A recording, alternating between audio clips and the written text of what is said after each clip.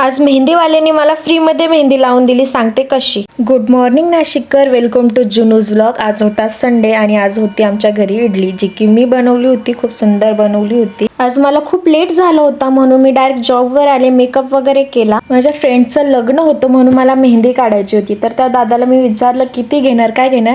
तर ते दादा बोलला की तू असेच काढून घे. म्हटलं असेच ठीक आहे, मग नॉर्मल काहीतरी काढा.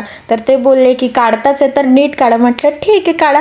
तर त्यांनी अशी मेहंदी मला काढून दिली होती, ती पण फ्रीमध्ये. खूप छान मेहंदी काढली आणि मी खूप खुश पण होते. आमच्या जॉबच्या समोरच महाप्रसाद होता तर आम्ही गेलो होतो महाप्रसाद घ्यायला. माझी मैत्रीण अगोदर मंदिरात जायचं तर आधी महाप्रसाद घ्यायला गेली. म्हटलं आधी दर्शन करू आणि मग प्रसाद घेऊ.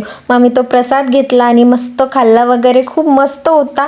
मग काय इथे खूप बोर होत होता आम्हाला, तर मी ताईच्या मांडीवर बसले होते आणि चालली होती आमची मस्ती. जॉब सुटला होता, आले होते रेड स्टोनला कॉफी प्यायला. तिथनं कॉफी पिली आणि गेले घरी. आज मी मिशोचे पार्सल घेऊन घरी चालले होते. मम्मीला कळालं तर मम्मी मला खूप मारणार आहे. ओके नाशिककर, भेटूयात नेक्स्ट व्लॉगमध्ये. Bye bye.